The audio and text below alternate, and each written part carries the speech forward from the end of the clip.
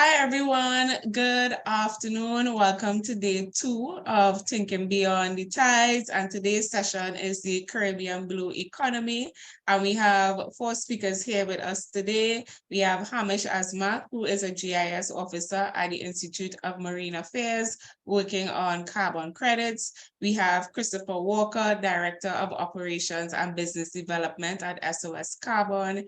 We have Sarah Mahadeo, Maritime Spatial Planning expert, and then Peter Murray, a fisheries expert from St. Lucia.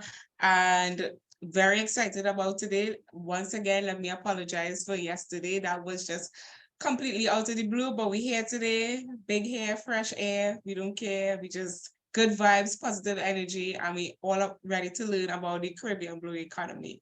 So let's start real quick with a short video.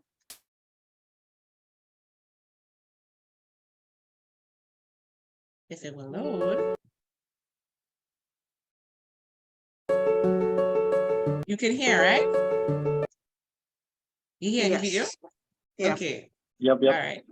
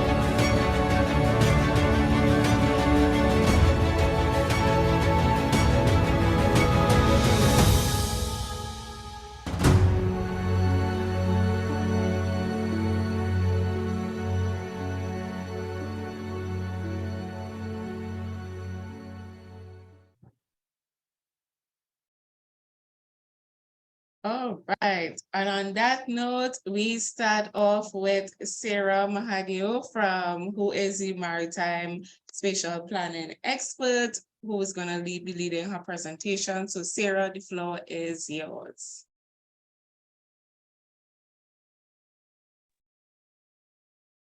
Thank you very much, Khadija. Can you see my screen?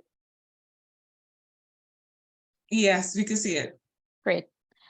So good afternoon, everyone, and thank you to Khadija and the organizers for inviting me to be a part of this session on sustainable blue economy. I am Sarah Mahadeo, a research fellow at the Sasakawa Global Ocean Institute of the World Maritime University in Malmö, Sweden. I don't know about experts. Khadija introduced me as a MSP expert, but I am just a researcher, and I've been in the field for just over 5 years. I was in land planning before moving to the sea. And I work in a project which is called Closing the Circle. We have quite a few Caribbean researchers on this project working on marine debris, Sargassum, and I am doing research on marine spatial planning with a focus on the Eastern Caribbean region. So my talk today will start with a brief, not description, but a brief bit about marine spatial planning. So if you've never heard about MSP, you will hear a little what MSP is all about. Then I will go more specifically into marine spatial planning and the progress that has been made in the Eastern Caribbean, the challenges to implementation, and I will end with some immediate action items that we need to focus on for MSP in the region. So on average, the full member countries of the OECS has 81 times more sea space than land. If you think about that, that's quite an astounding number. If you look at Antigua and Barbuda on the top there, they have almost 250 times more sea space than land space. So traditionally, these small island countries were known as SIDS, so small island developing states, but they are now choosing to rebrand, calling themselves large ocean states. And this is in recognition of the tremendous potential that their vast maritime jurisdiction has. So with this vast maritime jurisdiction comes great ambition. So we want to expand our traditional industries such as fisheries and tourism. We want to develop new ones, such as offshore renewables and aquaculture. To advance these ambitions, the islands have embarked on a program of implementing marine spatial planning as it's seen as a key tool for delivering a sustainable blue economy.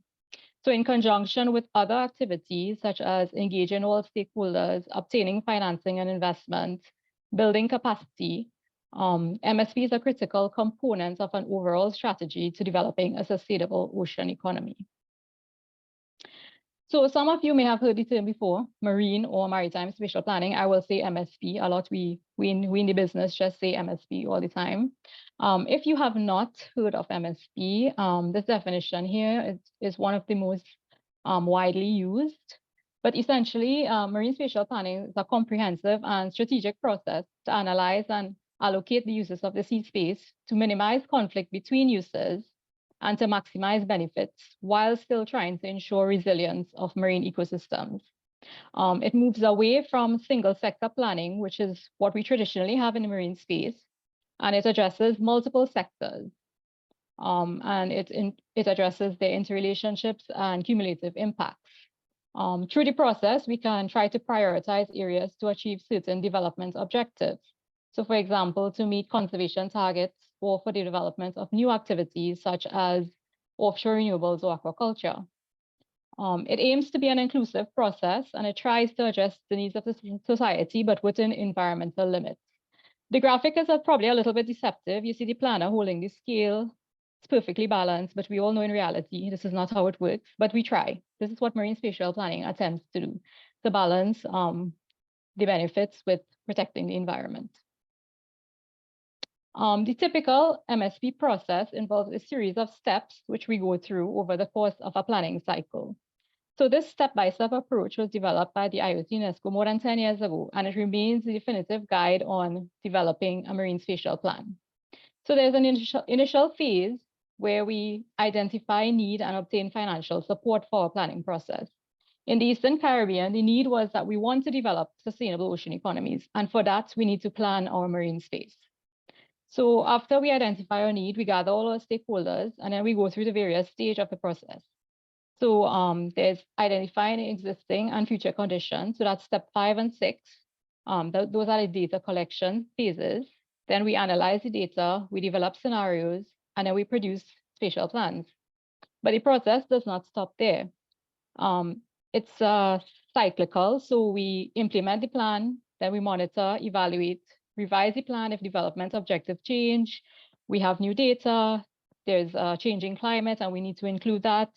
So it's an iterative process where we go through multiple planning cycles, one after the next, and it's supposed to work like clockwork, almost. I mean, this is how it's meant to work in theory. In many places, it actually does, but in some places, it does not. So what is happening in marine spatial planning in the Eastern Caribbean? So the first large-scale marine spatial plans were delivered in the Eastern Caribbean only in December last year. So through the Caribbean Regional Oceanscape Project, 5 countries in the OECS, that would be those that are in orange in the map, they now have marine spatial plans. In fact, they have integrated coastal and marine spatial plans. And according to the plans, they have been developed using a blue economy lens, in recognition that execution of any blue economy strategy will require a long-term strategic approach to planning, which recognizes that there's the coast and marine environment are integrated. So we have delivered in a single document both a marine spatial plan and a coastal master plan. I will give an example from the Dominica plan. So essentially, the Marine Spatial Plan covers the nearshore and offshore areas. Nearshore is from baseline up to 3 nautical miles, offshore from 3 nautical miles to the limits of the exclusive economic zone. This map on the right, it shows that zoning was done for the nearshore area. Essentially, zoning shows where certain activities are occurring or will be permitted in the future. So there are zones for conservation, tourism and recreation, etc. So you can already see how having a marine spatial plan is important for development of future activities. In the context of a blue economy, it provides investors with a degree of certainty for expanding traditional sectors or developing new activity, and even for conservation. We know what is happening where. There's also a degree of transparency about it because it's laid out in a plan developed with all stakeholders. Unfortunately, due to data limitations, comprehensive zoning was only done for the nearshore area. And this is for all the plans, not only the Dominica plan, but all 5 plans that were created. However, the plans are described as living documents and they are to be updated when more data becomes available. And I will speak more on the data issue in a later slide. So one of the first pieces of research I did in the project was to take a look at the development and evolution of policy and planning in the Eastern Caribbean. This recent publication looks at the progress and trends of MSP in the Eastern Caribbean with a focus on the OECS full member states. And the findings of this paper is what I want to focus on in the remainder of the talk. The paper is open access and you can download it for free. So I will put a link in the chat later. I will start with the positives because, well, it's just good to be positive from the beginning. But the first observation is that within the last decade, there has been relatively good progress in MSP in the region. We moved from having a few small-scale pilot projects. So, for example, there were small-scale projects in St. Kitts and Nevis, St. Vincent and the Grenadines, and Grenada had a small transboundary plan. But now with this Caribbean Regional Oceanscape project, we have 5 countries with coastal and marine spatial plans. And even though the plans do not comprehensively zone all areas, I mean, it's still significant progress for small island developing states. There are a few critical factors which have driven this development in MSP. So the first is that there is a continuously developing policy framework at both the regional and national levels supporting MSP development. The Eastern Caribbean Regional Ocean Policy first called for developing marine spatial plans. This policy was revised in 2019 during the CROP project to further take into account the SDGs. Additionally, the 5 countries with marine plans also have national ocean policies, also developed during the CROP in 2019. And these national ocean policies provide a national context for developing and implementing marine spatial planning. Secondly, there is a strong blue economy development agenda across the region. And you see this in how countries are going about setting up blue economy ministries like Ministry of Maritime Affairs and Blue Economy in Barbados, the Blue Economy Unit in Antigua. And with this development agenda has come increasing political will to develop MSP in the countries. And thirdly, an important driver has been the leadership and support shown by the OECS Commission for delivering and updating relevant policy, for acquiring funding for the project, as well as taking on the role of project manager in the project. So they sort of had a really hands-on approach and say, yes, we want MSP to happen in the region and we are going to take the lead on this. So while there has been much progress in MSP in the region, it's not without its challenges. So for example, capacity remains a major obstacle in the region. It requires a range of knowledge and technical skills, which up until the project in 2017 had not been developed. We had to rely on external contractors for most of the planning. So I would say if there's anyone out there looking for a new profession or a change of profession, consider one of the range of skills that MSP needs in the Caribbean, we still have a long way to go, and all the countries don't yet have MSP, and we would need professionals to be in the planning field in the future. Financing is an ongoing challenge. So with all the MSP processes that have happened, it's been through external financing from foreign governments, charitable trusts, development banks. These arrangements are not sustainable.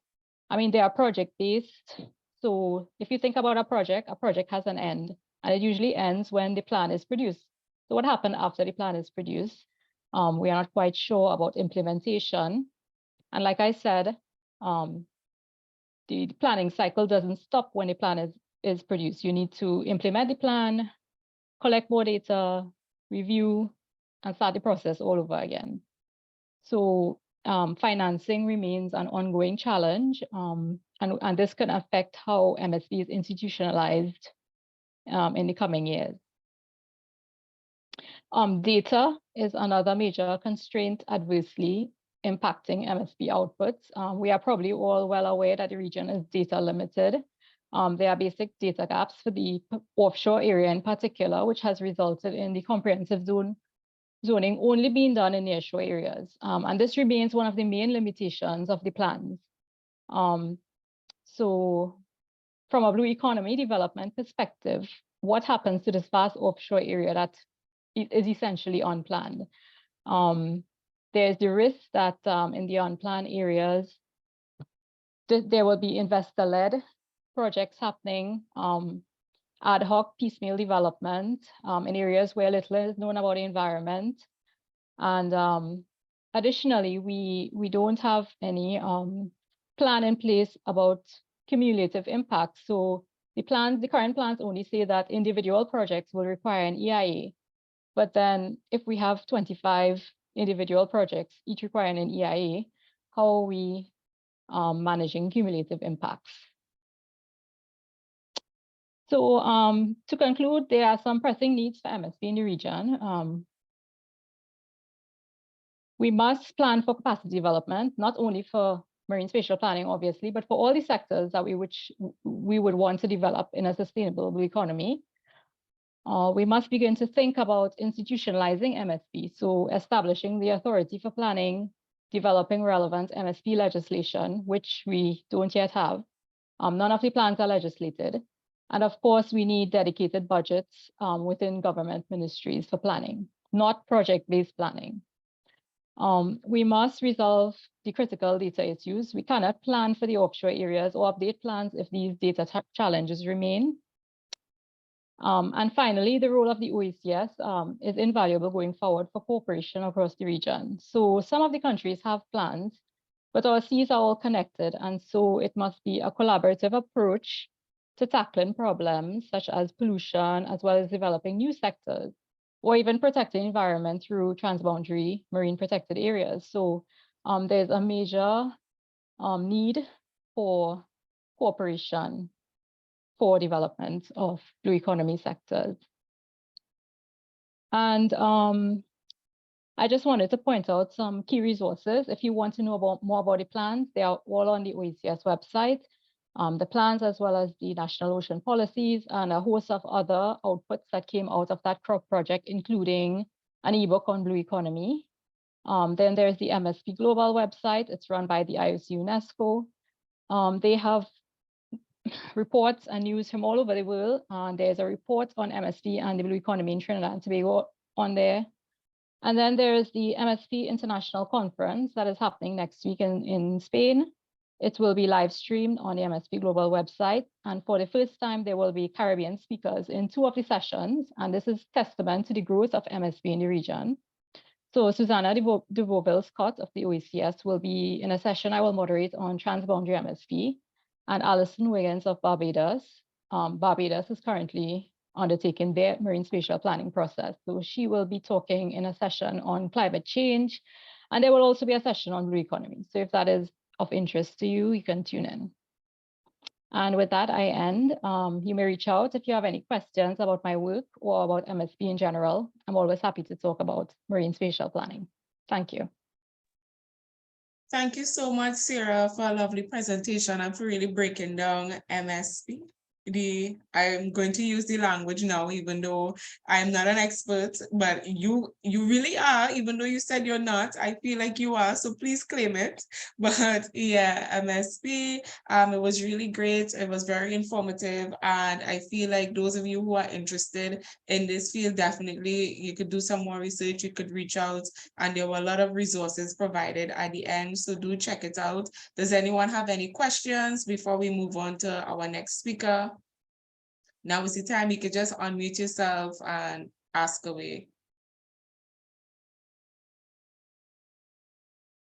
I have good evening everyone. Benita here. I think I joined a bit late. But I loved your presentation, Sarah. I am pretty interested in MSP development.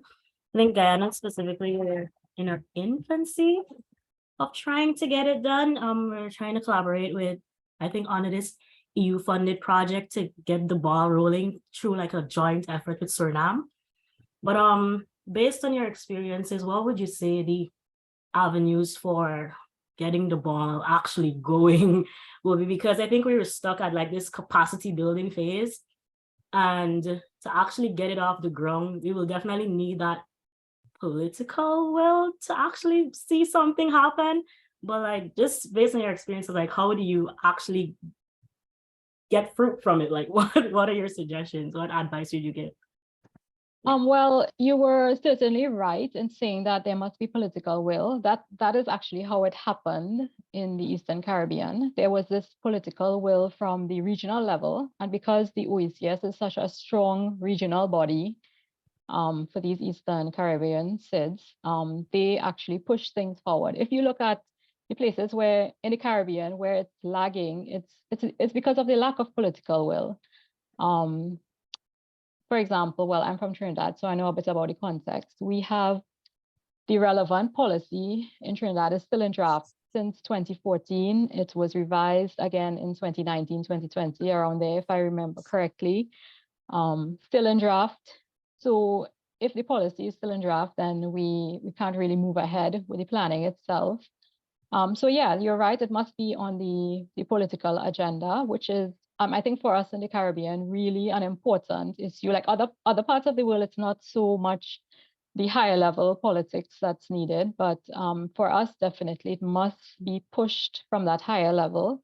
A lot of, I think, technical people think that you cannot start if you don't have enough data. Although data is a challenge for us, I think that you can start like the Eastern Caribbean islands showed this. They did start. They now have their first plans. Yes, they will need to do a lot of work for the second and subsequent iterations of the plan, but you can't start the process despite this. You just need to have the will. Of course, get the budget. You can't do anything without money. What is happening in terms of capacity? Well, in the Eastern Caribbean, they had to go to contractors. So it was all done through consulting. But yeah, I do believe that we have a lot of skill. We need to upskill. We need to get people trained a little bit. There are people moving from land planning into marine planning. That's another way. But we just need to become a bit organized about the way that we're doing it. Have the authority in place and be a bit organized. I hope that answered your question. I see Peter has his hand raised.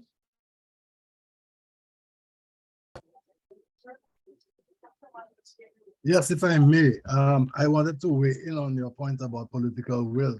And I have this theory that political will is not always about politicians.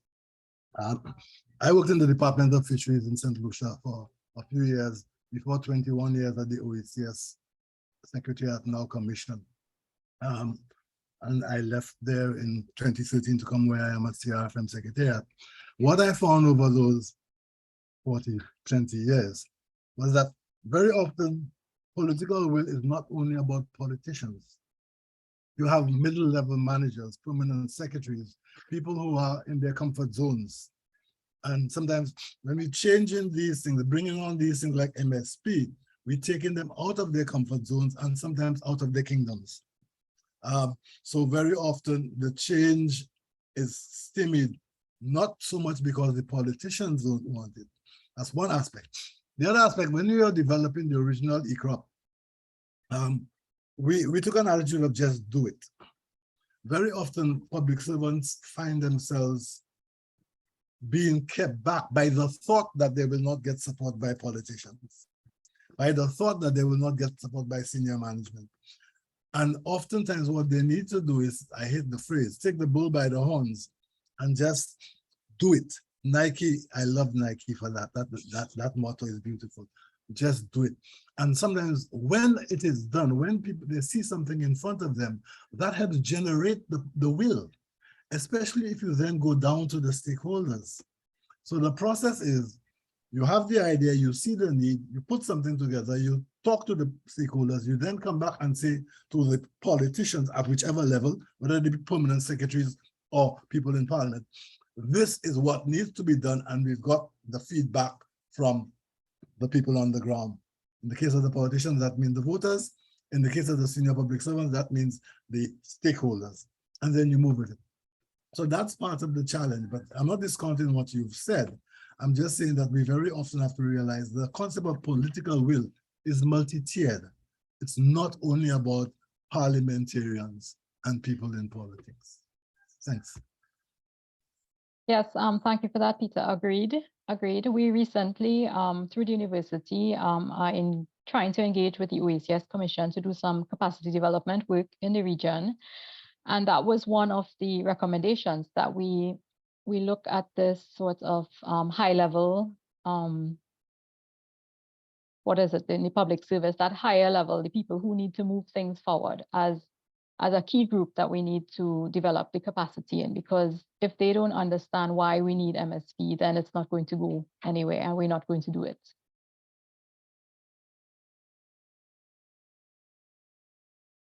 Yeah, fully agree with everything being said. And I wrote that down, that the political will is multi-tiered, because I was just like, that is very true. And we see that right here in Trinidad every day, in every ministry, with every aspect of decision making. So fully agree with that. And if we have no more questions, but if you do, you could put it in the chat and we will get to it later on. But we're moving on to our next speaker, who already took the floor and it seems comfortable and everything. So next we have Peter Moray, who is a fisheries, and I'm saying expert because you are all experts, fisheries expert from St. Lucia. So Peter, the floor is yours.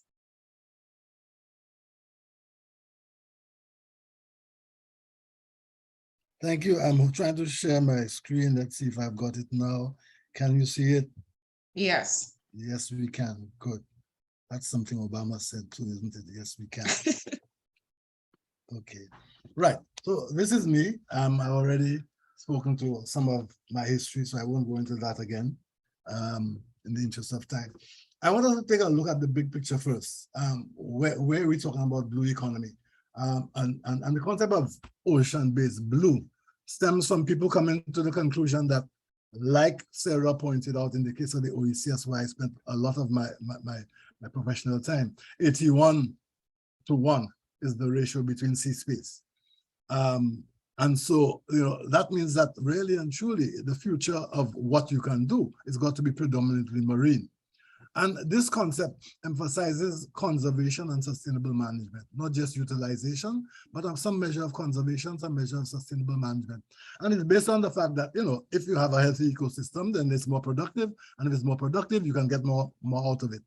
And also, you have to bear in mind that there are activities, economic activities, trade activities that integrate conservation and sustainable use. The ethos in terms of living marine resources in CARICOM countries, the CRFF countries, is sustainable use, and recognizing that this supports livelihoods and food security for our communities on our islands and so forth.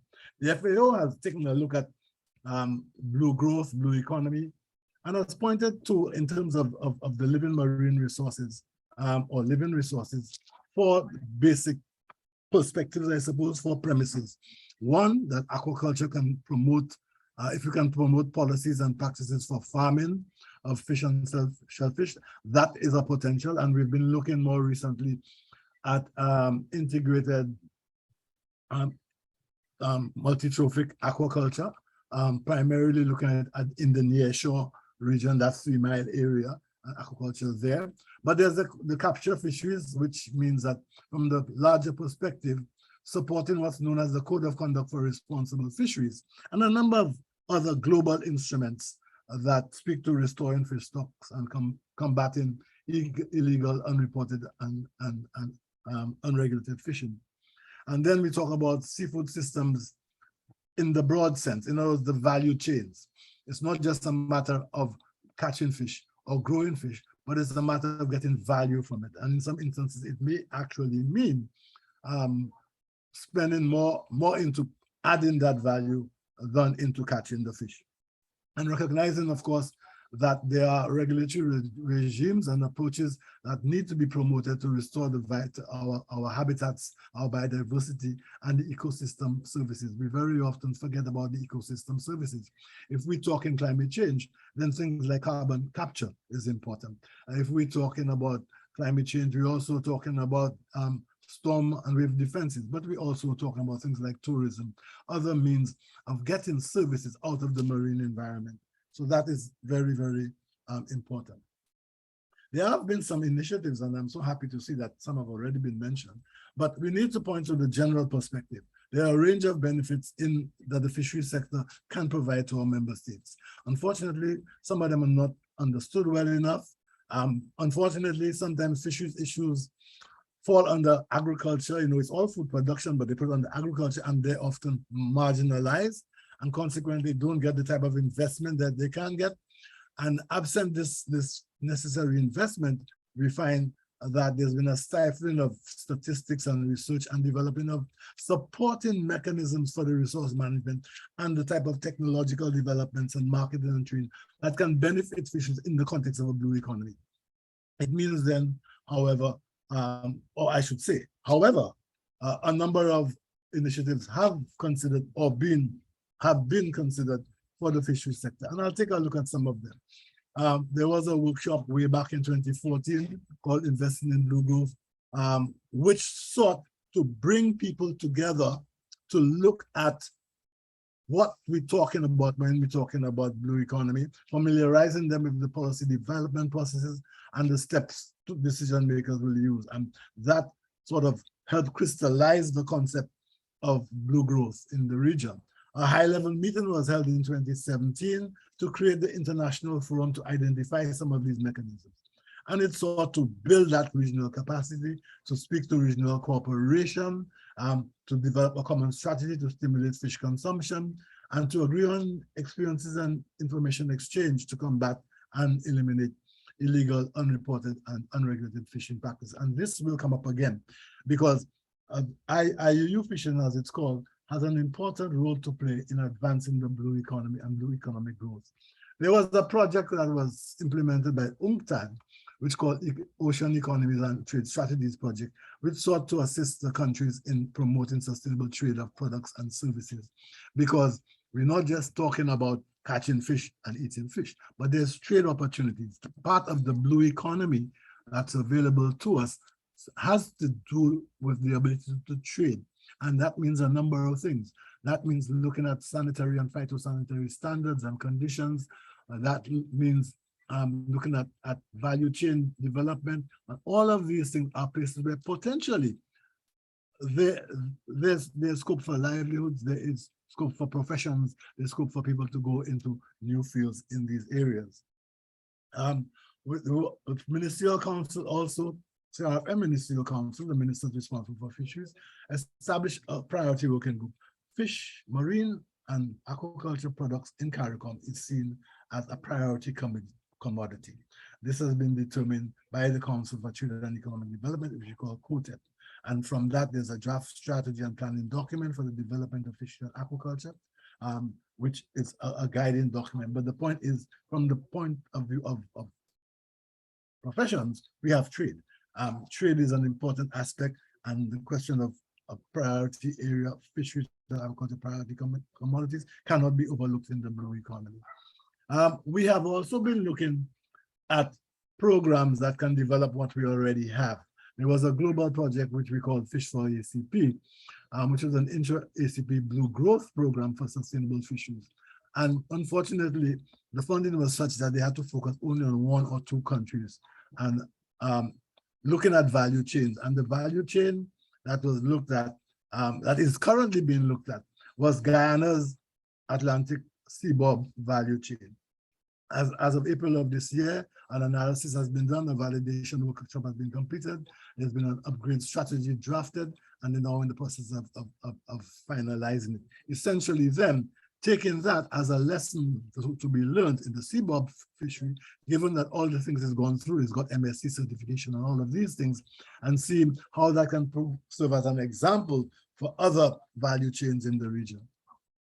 And then crop has been mentioned. I don't think I need to say much about it. Crop is very dear to my heart because I remember it's the days when it was nothing more than a thought. Anyhow, but it's lovely to see, and I won't go more on to crop. I mentioned IUU fishing, and I mentioned the importance of dealing with this thing. Basically, what happens there is for a number of reasons, somebody is stealing our fish.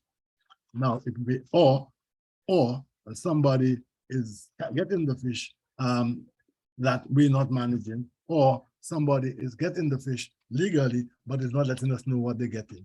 All of these things mean that essentially we cannot make the most out of this fishery, out of this resource, if we can properly quantify how it's being utilized.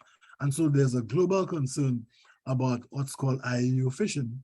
And in 2010, there was the Class 3 declaration by the CRFM countries on IUU fishing.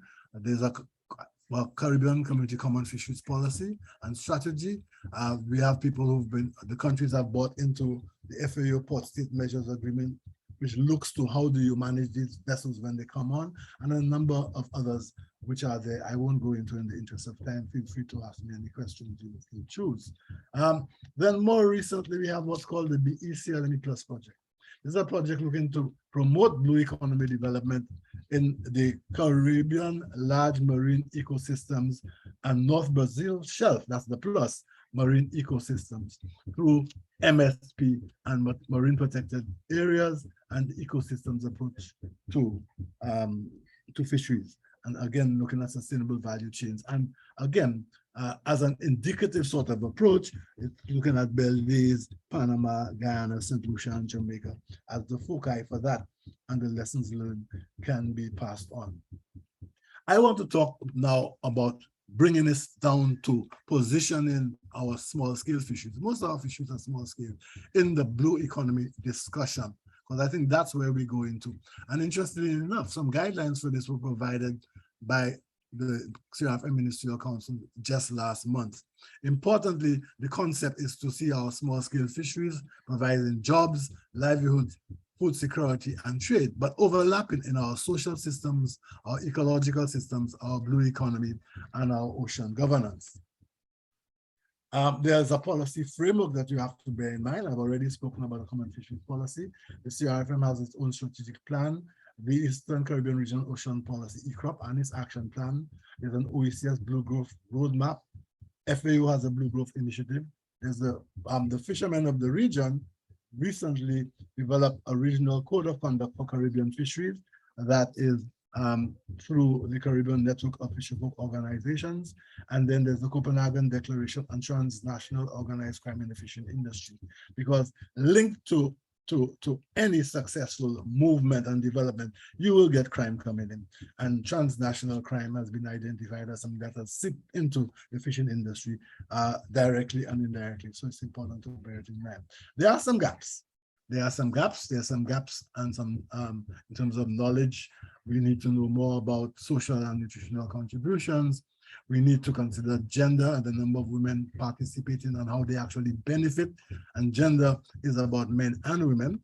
And the Ministerial Council of CRFM issued a statement saying that the norms on gender, youth, and decent work must be incorporated into all the policies, plans, and all directions we go into. So there are challenges and opportunities for gender-inclusive fisheries governance. We also have to speak to issues of governance, progress towards the Sustainable Development Goals. 14B highlights small-scale fishers' rights, the formal rights of fishers to manage SSF, small-scale fisheries, and the amount of catch governed through devolved rights, environmental contributions, the impacts of fishers on the ecosystems and on vulnerable species, and the scale of economic benefits. These are all gaps that need to be addressed. I'm hoping you're not hearing the background noise. I'm at home and there's some noise in my neighbors upstairs that is, I'm hearing. I hope it's not posing a problem for you in terms of hearing what I'm saying. But I want to look at the threats, challenges, and opportunities for fisheries in the blue economy. The threats: unsustainable fishing practices. Climate change is an existential threat to us in all aspects. Habitat degradation, pollution, IU fishing I've already spoken about, and the lack of innovative and practical financing strategies. One of the important issues we have to deal with in the fisheries sector is the type of financing that works with the fisheries sector, rather than what's set up by banks and institutions saying this is the way they want it. There are things that are peculiar to the fisheries sector. Fisheries is actually hunting blindfolded. And you can't just tell a man that's hunting blindfolded that he must pay you on the 27th of every month, XYZ. It's not possible. So there must be innovative and practical financing strategies. The absence of that will be a threat to the blue economy. In terms of the challenges, well, we have uncertainty about the placement of our fishers in the context of the blue economy. There's concern about the application of marine spatial planning. How do we do it in a way that really achieves the type of balanced interventions that we want? There's inadequate implementation of regional policy frameworks, inadequate application of the right type of management approaches. And then, so as a result, there's some opportunities. We have opportunities for developing and strengthening our value chains. We have opportunities. Recently, the heads of government decided to reduce, there's a need to reduce our food import bill by 25% by the year 2025. And this is a directive that we've been given at the highest level. In fact, our officials have actually developed an action plan to seek to address that, and the opportunity is there. The opportunity is to develop the types of programs that will promote more utilization of locally produced foods such as fish. And in so doing, there's a niche there for entrepreneurs in terms of things of that sort. Then there's the question of trade, international trade, and the linkages with the tourism sector. Some work was done some years ago by the CRFM Secretariat, which looked at the question of the tourism sector and linking it with the fisheries sector. One towards reducing the food import bill, but also creating opportunities for increased employment. So when we talk in blue economy and we talk in fisheries, we also can be talking tourism, because there's scope there creating that linkage. Strengthening the capacity of our organizations, like our fisherfolk organizations at the national and local levels, the linkages at the national level, strengthening the sectoral linkages among fisheries, tourism, and now more and more oil and gas sectors, because there is scope for linkages, and we need the type of people who have the vision and entrepreneurial skills who go in there and create those linkages and make use of these linkages. But I must put a cautionary note. The 4th World Small Scale Fisheries Congress was held last month in Merida, and Professor Fikret Burkies, who's done a lot of work on social systems, pointed out that expansion of the blue economy may tend to squeeze our fishers into a smaller economic space.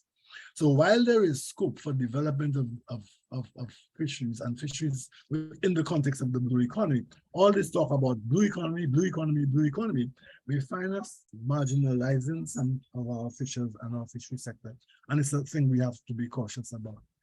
So there are a number of recommendations recognizing the role of our fisheries and agriculture in nutrition and food and employment and livelihoods, continuing to implement the FAO guidelines through national plans of action, and of course our own protocol to our Caribbean Community Common Fisheries Policy, supporting our fisheries organizations in implementing their regional code, including small-scale fisheries actors in the discussions, mindful of the fact that if we're not careful, we can squeeze them into a space they don't want to be in, operationalizing national intersectoral committees to address the cross-cutting nature of the blue economy, looking at studies in terms of threats and potentials, looking at intensifying and expanding where biologically feasible fish production through reasonable management and development, including, of course, impact assessment and understanding what the trade-offs are. We may have to make some trade-offs,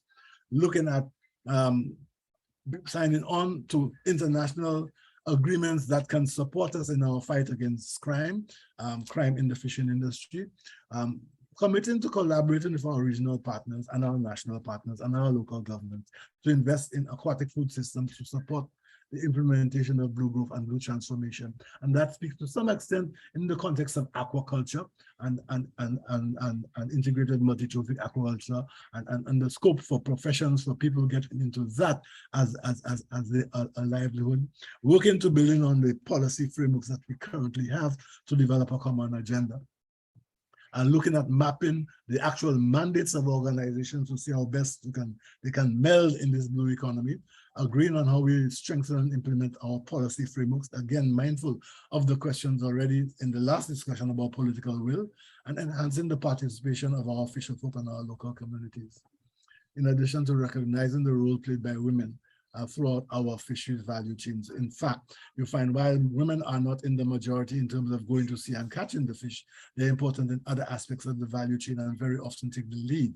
So we need to do that as well as promoting a precautionary approach and encouraging innovation that comes from the new blood that comes into the sector as part of making it become a part of the blue economy, and developing the strategies and policies to allow for the financing needed. So with that, I think I'll come to a conclusion. The blue economy is a significant value to all of our countries. There's a potential at better and more effective use of our resources. And this potential is significant in terms of economic growth. It presents opportunities to develop the full potential of our aquatic resources through building safe and resilient coastal communities. While the opportunities for this exist, the full potential, however, is not realized. So we need to consider the barriers that are stopping us from realizing these greater opportunities. And we need to have the industry working in ocean needs, seeing it as being greened or blued, so that the ocean can play a fuller, more central role in our economies. So generally, there is concerns expressed by small-scale fishers that the agenda undervalues their social objectives and threatens the basic imperatives. So we need to look at that. Contemporary ocean governance reforms sometimes recognize the potential for economic wealth alongside the risk of ecological sustainability, and we have to be mindful of that. From our perspective in the Caribbean, ocean governance reforms must also account for potential social impacts that a focused drive towards economic wealth would have. And determining and implementing approaches that consider the social objectives, especially when we talk about issues related to women, gender, decent work, and youth, we need to be considered alongside simply wealth generation or conservation. And the feeling is that this would benefit from participatory processes. So there is the Common Fisheries Policy and its protocols that provides a policy framework for us in the region. The development or implementation of initiatives in this regard must be consistent with national and regional policies, priorities, and capacities, especially given the fact that as a region, we're very, very strong in terms of regional integration. We talk about CARICOM, we talk about the Central American entity SICA, which is also an integration agency. So with that, sorry to have gone through so quickly, and I'm free to answer questions, but I think I have to remind you that that the CRFM will celebrate 20 years of existence next year. And with that, I say thank you for listening to me. Thank you so much, Peter. Wow, I was writing down half the things on the slides, and I was just like, I need to go back over those slides afterwards. So don't worry, I will share it with you all. All the presentations will be available for everyone. So, but there was a lot of information in there, and I find it was very interesting that you mentioned the small scale fishers being worried about being grouped in the blue economy and like what that will mean for them. So that is something that definitely I would look into a little bit more. And yeah, trying to see what else I have written down. But it's not about me, it's about the participants. So does Right. anyone have any questions? Yeah, Now is the time. Oh, go ahead. hi, Mr. Murray. Pleasure to meet you. Mr. Morris, my father, he's dead. I'm Peter. All right, sorry. I love your presentation. I love that you included gender in fisheries as well. I have a question because I understand the Caribbean region has a lot of different fisheries. In your opinion, what species of fish is the most threatened and most affected by overfishing? Because we have a lot of different species. Okay, I'm about to say Sardinella and the Gulf Menhaden. There is the story going around that Caribbean fisheries are very overexploited, and that is because they take the wider Caribbean, which means that a lot of the species that people in Chile and so are fishing find themselves in that category, and so we blanket everybody with that. Having said that, though, the high valued species are the ones that will be more likely to be threatened. We're talking lobster, we're talking conch. However, in our region, we've done a very good job in terms of managing them. For example, Jamaica went as far as closing its conch fishery in 2019 as a management measure and things like that. So I suppose the quick and dirty answer to your question would be conch and lobster and the large pelagics like the tunas and so forth. But honestly, from where I sit, it's more complex than just saying species one or species two. And I will also say that as a region, at least as CARICOM countries, we have been doing a very commendable job in terms of the management. In fact, even as we speak, there are discussions going on for the US to put conch under its one of its protection acts that would limit trade with our countries, and our countries are actually going to be involved in a discussion with them to show that the work we have been doing in the region does not have it as threatened as it may appear to be. That very often we get lumped when they say Caribbean, you know, and that's the wider Caribbean from Bermuda all down to certain aspects of South America, and we get lumped together. So, but that's for another show. I hope I've addressed your question. Yes, you have. Thank you very much. I have one more question. Has there been any, or to your knowledge, any quote-unquote success story or project that's rehabilitated the fisheries industry for any Caribbean country, to your knowledge? To the best of my knowledge, only one fishery has needed to get to that. But there's been a balance that had to be, we talk about political will. The balance, there are instances where in terms of management, you have to balance livelihoods against conservation. You have to balance employment against sustainable use. And it becomes very, very complex. The country which I'm speaking about, which will remain unnamed except to say that Biniman is from there, and he had a very bad show recently. Only 300 people showed up. But there's one of the fisheries there really reached the point of overfishing. But there had to be a policy decision. Do we close that fishery and hope it gets back and put thousands of people out of work, or do we not? So while in a general way, I'll say there are no success stories, primarily because we have not got to the stage where we needed to have the success stories. There have been at least this one instance where there's needed to be a balance, and it's a very hard decision for a fisheries manager. People have been traditionally making a livelihood, bringing something home to their families, whether subsistence, the thing itself, or whether cash by selling the product. Do you then say, let's close it off? Jamaica took a bold step with the conch fishery by closing that fishery in 2019, and kudos to them. I suppose in a way, if you want to talk about success stories for management, the very fact that they are able to do that and get the support of the fishers in the main, I think that's a success story. So maybe there's that perspective as well. But apart from that, to the best of my knowledge, remember, I am speaking primarily about the English-speaking, the CARICOM countries. And that is my purview. I have a vague idea about some of the others, but I don't feel myself in a position to speak to those.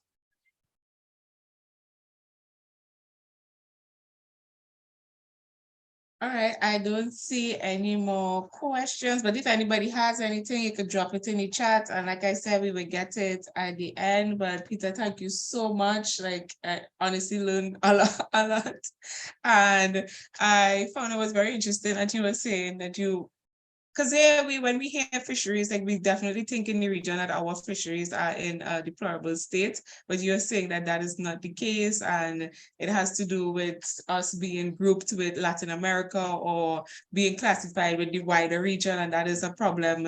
I'm so tired of Latin America and the Caribbean, or Latin America slides the Caribbean in when we contribute probably 1% of the statistic, and it's mainly coming from, all the rest. So that was very interesting to hear, and I would love to learn more about that.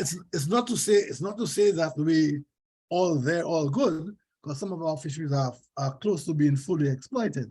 And some of them are outside of our management purview. For example, the tunas I mentioned, they're managed by the International Commission for the Conservation of Atlantic Tunas, and we hardly ever have a say in the decisions they make. And it's very often run by Peter Murray's opinion, and not in any way the opinion of the CRFM Secretariat, run by the people who got the money. So that's another show. But the point is, it's not as bad as people would have us think, but it's not necessarily as good as we would want it to be. Okay. So that's the take-home message, I think. All right. Got it. And once again, thank you so very much. Moving on to our next presenter, we have Christopher Walker from SOS Carbon. Christopher, the floor is now yours. Hello, I'm here. No worries. Thank you very much, Khadija. Let me just open Your this camera's up. off, by the way, or is it just me that's not seeing you? Okay, let me turn it on. Give me 1 second.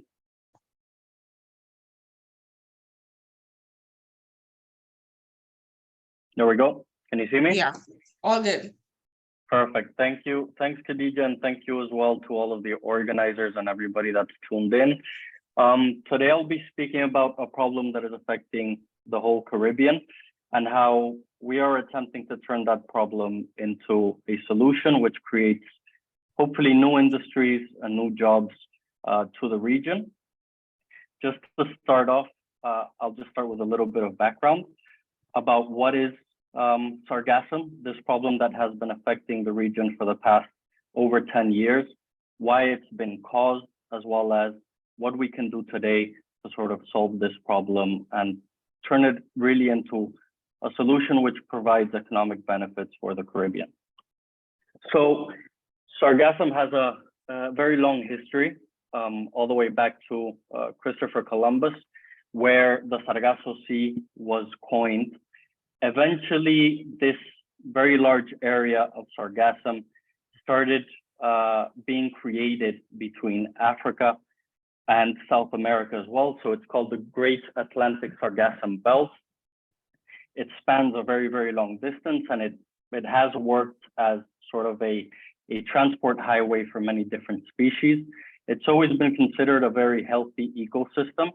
But what's occurred over the past decade and a bit is that the Sargassum from both the Sargasso Sea and the Great Atlantic Sargassum Belt has been sort of undergoing a super reproduction due to many reasons of climate change, as well as certain contaminations of our water. So nutrients runoff from the Amazon is one of the theories as to why Sargassum has been growing so quickly and why it's becoming more of a problem. Then changes in surface temperatures as well. All of these conditions, as well as certain changes in currents and winds, has created that this Sargassum has started slowly moving into the Caribbean region, and through that causing various different negative effects. Specifically, I want to make a distinction between the healthy ecosystem of Sargassum in the open ocean, how it has worked for a long, long time, versus what the effects we are seeing today with nearshore Sargassum and how that is affecting different areas. One of the things to note with Sargassum is that over time, Sargassum influxes to the Caribbean have been increasing in volumes, as well as increasing in the amount of areas that it is affecting across the Caribbean. Just this year, we surpassed the past record by 20% for over 24 million tons of Sargassum in the Caribbean Atlantic. So why do we care? There's many different problems that are associated to Sargassum and again, nearshore landings. It affects our tourism because our number one resource is, in most of the Caribbean countries, our number one resource is beaches and turquoise waters. That's what attracts most of the visitors to this region. And that obviously has very large economic implications for the region and for the countries. There's also an ecological aspect and a negative impact from Sargassum. Once it actually arrives closer to the shore and it starts agglomerating, it creates these hypoxic environments. So it affects the local economy through tourism, as well as the coastal ecosystems and species, as well as finally, studies show that it might have implications for also coastal health in communities across the Caribbean. So we have many reasons as to why we need to be looking at this problem and trying to create solutions, and collaboration, like everything else, is one of the main drivers to be able to create a long-term solution. Apologies for the images, but it's important to be able to understand what the different impacts from Sargassum are and that it's happening. And it keeps happening every year. It's affecting turtles, fish, dolphins, and other marine species, not only by creating these sort of anoxic environments and dead zones, as they call them, but also from the aspect of turtle hatching, for example. The temperature can affect the gender of the turtles, and when Sargassum is beached, that excess of Sargassum on top of the sand can change the temperature and thus the gender of the turtles. So it has many different implications for the coastal ecosystems across the region. Also, what's important to understand is, apart from the direct negative effects from Sargassum, we have to look at solutions that are viable and don't create further impacts to our ecosystems. So for example, understanding that we had these big waves of Sargassum coming in, one of the first things that we turned to was heavy machinery. Try by any means to get rid of the Sargassum on the beaches, clean it up. However, what this caused is a much greater issue, which was the erosion of the coastline across the Caribbean. So we have to understand not only what solutions we can implement, but solutions as well that can be sustainable and in line with the coastal ecosystems that don't have a larger impact than Sargassum already has. So we're trying to get rid of this problem particularly. And with every solution, we're looking for something that is viable and sustainable. We also started implementing barriers, which initially was a very good idea and still works today. But what we understood is that barriers only are able to mitigate Sargassum arrivals only to a certain degree. Sargassum gets to a critical mass where either it can break through the barrier, eventually through the weight, or it can decompose behind the barrier. That Sargassum falls to the sea floor, and then it also tints the water in this brown coloring. So you're not really getting rid of the contaminants associated with Sargassum, as well as the actual beaching events associated with Sargassum. Other systems were sort of retrofitted as well for the collection of Sargassum, but we really have to understand, one, being able to integrate the communities, and also being able to utilize the resources that are existing already in the Caribbean and making them as cost efficient as possible so that they can be deployed in a way that we can have a real impact against such a huge invasion of the seaweed. I also mentioned about coastal health. There's different studies about how sargassum and the different emitted gases can actually affect coastal health, especially over the medium to long term. Once again, tourism is a very large contributor to the economy. Not only are the hotels affected, but through that also all of the direct and indirect jobs that are created through these tourism economies here in the Caribbean are directly affected. And something like this, where this year, for example, around 85% of negative reviews in the Dominican Republic were associated to sargassum, you can understand how that can have a greater impact of millions of dollars in the different Caribbean economies. Here's just a quick data that was undertaken by STR, a global tourism data company, that looked at how hotels that were affected from sargassum versus hotels that were not affected from sargassum did in terms of occupation as well as revenues. We can see a very clear indication of lower activity or low interest from tourists in these areas that are affected by sargassum. Mexico as well, for example, at the beginning of 2018, one of the largest sargassum volume years to date, their tourism decreased in the first quarter for about 35%. But obviously, we need to be able to adapt to the realities of climate change. In many different locations around the world, the impacts are different. Here in the Caribbean, we're seeing this impact through sargassum arrivals, and we all have to sort of join our forces and collaborate together to try to maintain our resources, not only the ecosystems, but our economy. And so what have we done? SOS Carbon was a company that was basically born out of a research and development project with the University of MIT in Boston. And that project was focused on how to create solutions to mitigate the arrivals of sargassum and the effects of sargassum in the Caribbean in a way that can be done at scale in a cost-efficient way, but it is also sustainable. The second side to that was being able to make sure that our solutions utilize the existing resources of the Caribbean, as well as integrated the communities in every single location, in every single country in the Caribbean. So one of the technologies that we created and today we deployed in the Dominican Republic and Antigua is a literal collection module. So as you can see here, this is a technology developed with MIT that is adaptable to the artisanal or fishing boats that are available across the Caribbean. So basically 95% of the boats that are already existing can be retrofitted with this system.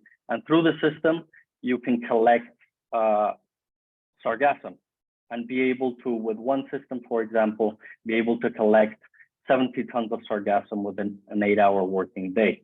The other benefit of the system was, apart from utilizing the resources, also being able to integrate the community.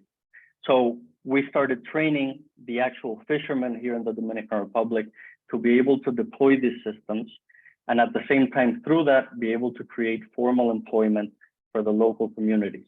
Fishermen, which we always hear about tourism, but fishermen were also very heavily affected by sargassum invasions across the Caribbean, because one, it was affecting the coastal ecosystem, the fish themselves, as well as, you can imagine when you have all of the seaweed, a lot of them couldn't go out on some days because the boat simply wouldn't get through. As I mentioned, we work with the University of MIT. We've developed different technologies to sort of try to tackle this problem. And again, in the sense of collaboration and trying to create long-term solutions, we collaborate all the way from public sector to private sector, both local, regional, and international partners.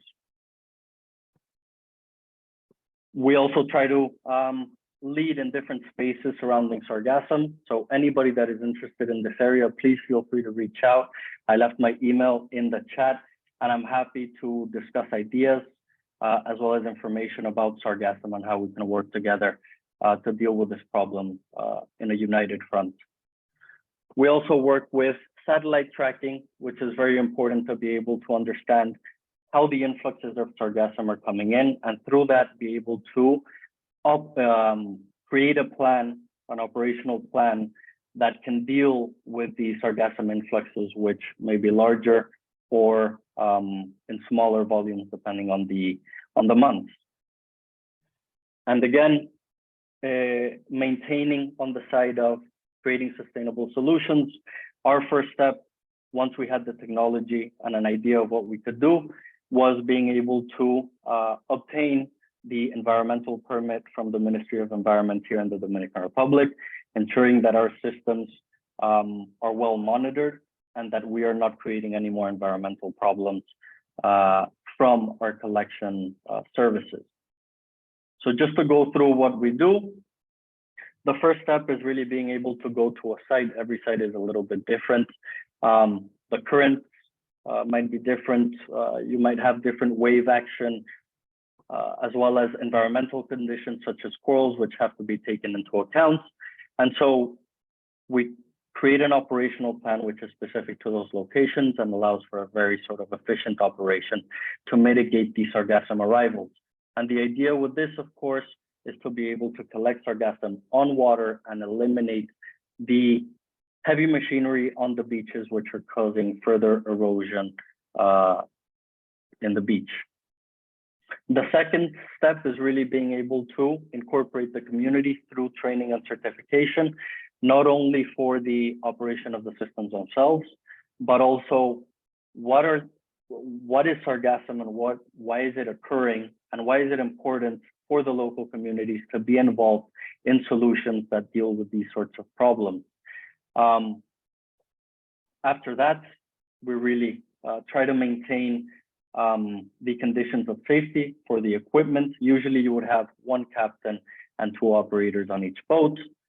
And as you can see from here, the operation is fairly simple. You're collecting the sargassum in water, extracting it from the water onto land, and through that being able to create large efficiencies to mitigate these arrivals. Here's just a referential image of how the system can work. So in a 2-hour work time frame, this is from sargassum arrivals from the day before, the impact that you can have. Obviously, you have a little bit of sargassum still left on the beach, but that can be very easily cleaned manually at a much smaller scale. So to the even more interesting part, which is where do we go from there? The reality across the region is that sargassum itself has not only created an impact through its arrival to the coastal areas, but also what we've done with that sargassum has created other environmental, negative environmental conditions. So most of the sargassum today, although it's been over a decade, because there's very little research and development, especially at the industrial scale, of what to do with sargassum, in a lot of different locations across the Caribbean, sargassum is picked up and then deposited at landfills, if lucky, if not, in sort of open spaces with no necessary regulations. And what's that has caused, because sargassum as a seaweed has been absorbing contaminants and heavy metals, what occurs is the sargassum decomposes. Apart from releasing CO2 and methane, if it rains, those contaminants seep into the soil, and also in some cases it seeps into the underground water in different locations. So yes, you're dealing with sort of the visual impact of sargassum on the beach, but we haven't created or integrated sustainable solutions regarding what to do with the sargassum after. And so that's what we've been focusing as of late, and many companies in the sargassum world have been focusing on. How do we utilize this resource? Because ultimately it is a primary resource that has a lot of different opportunities and can create sustainable products, and through that be able to create new industries in the Caribbean, as well as with that new jobs having a positive impact. So we work with lots of different allies. We undertake our own internal research and development, as well as always invite possible collaborators that are interested in utilizing Sargassum. So some of our collaborators use it for biostimulants. Others are looking for solutions in bioplastics. Others are looking to utilize Sargassum for high value products, for example.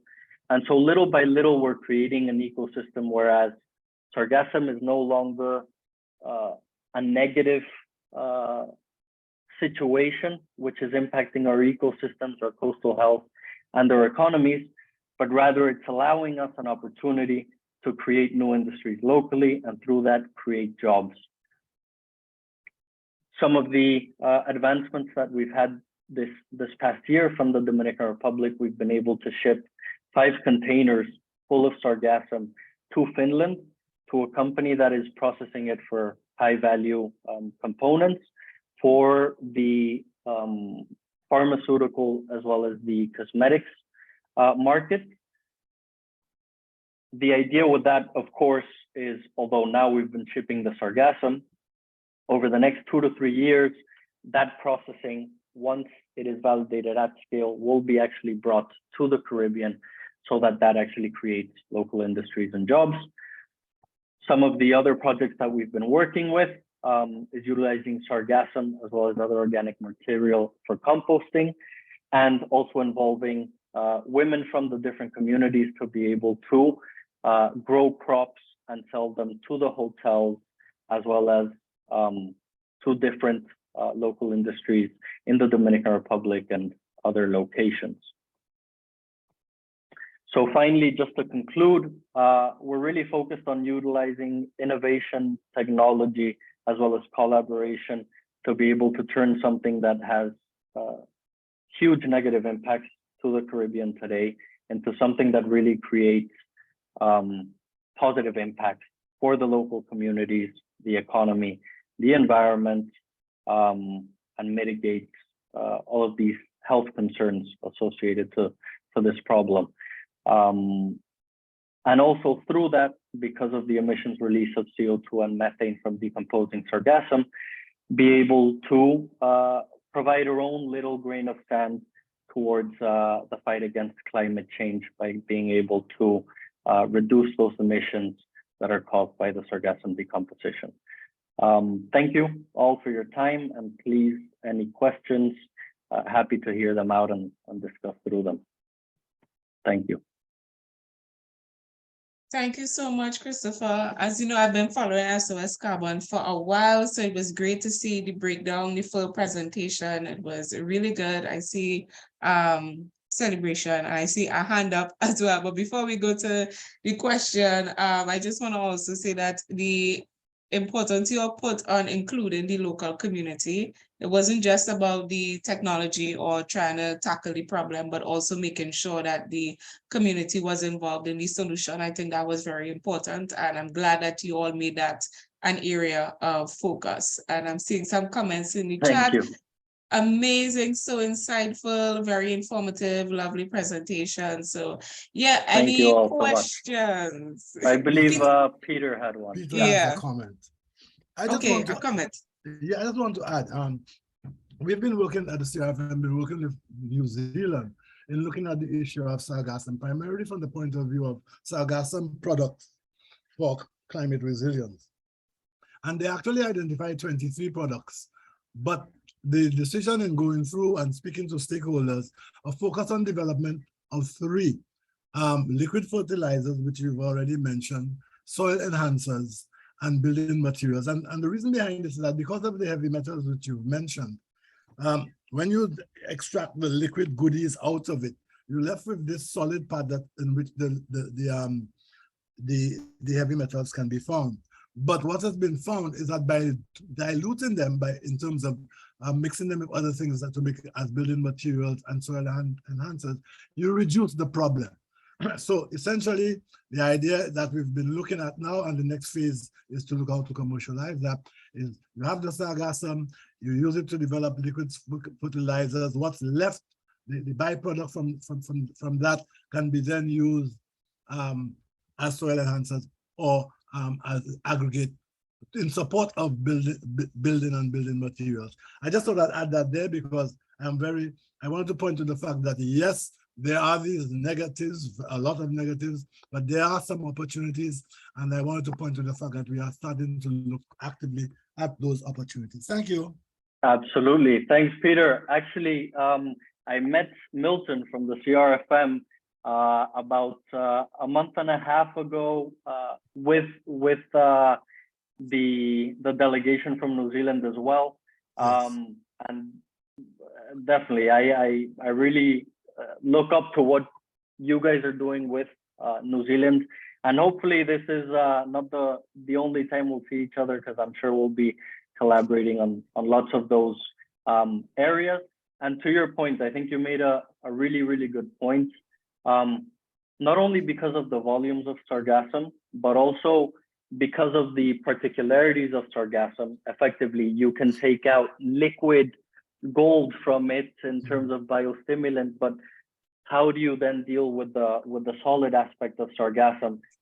There's so many different opportunities, and if anybody takes anything away from this, it's hopefully you can be excited about looking into what you could do with Sargassum. Yes.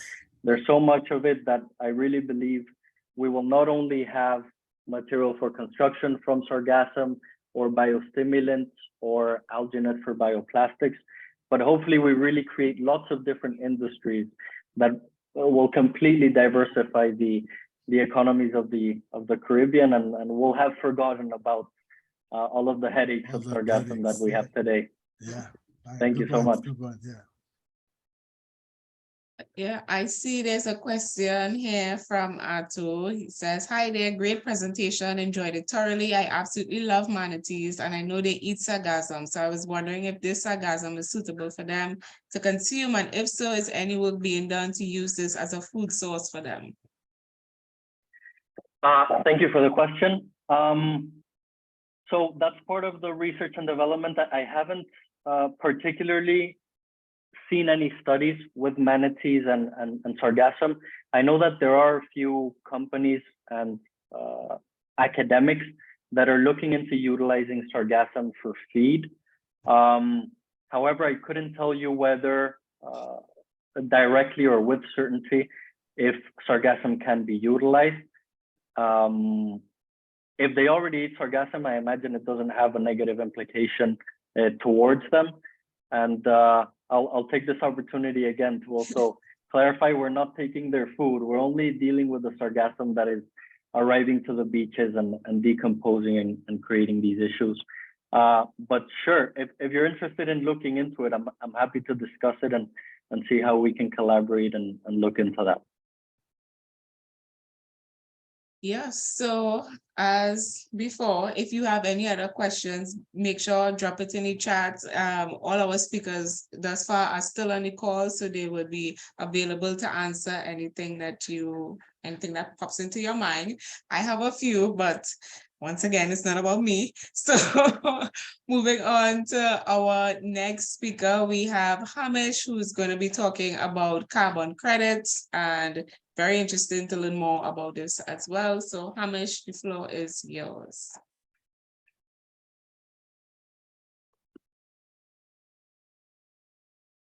Hi, everyone. I'd like to say thank you to Khadija, first of all, and Sustainable Ocean Alliance Caribbean for the opportunity to present this work that we've been doing.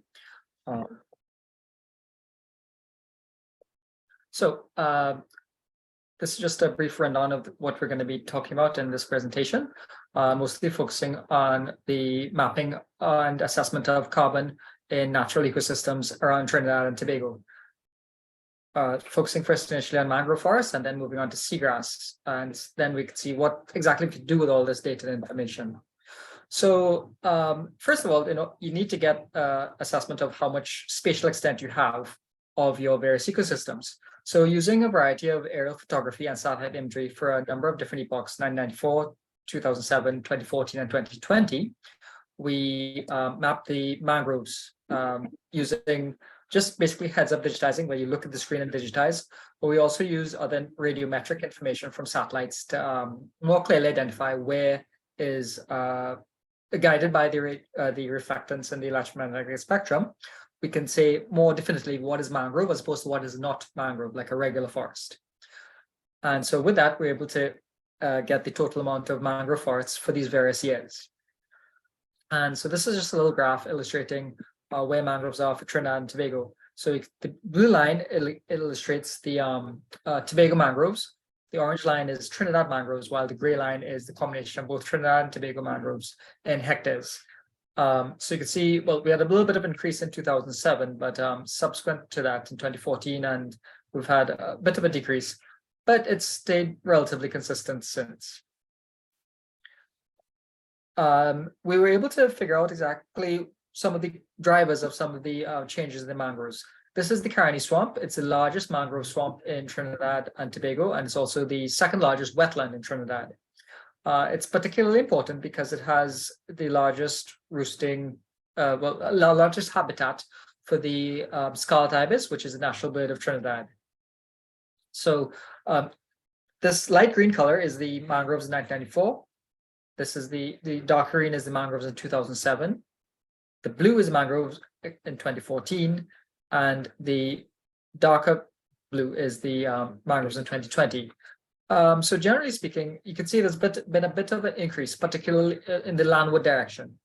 This is largely due to, we believe, the sea level rise. Because of sea level rise, the salt water is able to penetrate much further inland through the various river channels and other watercourses in the area. So they're therefore able to, the mangroves are actually spreading up inland with the watercourses. Just zooming into this area here on the top left, the blue again is the mangroves in 2020, while the green is mangroves in 2007. So there's actually a loss of mangroves in this area. And the primary reason for the loss of mangroves, this green area, is due to diking along the Carney River. Carney River is the largest, it's one of the largest rivers in Trinidad and flows through a lot of urban areas, which can cause potential flooding.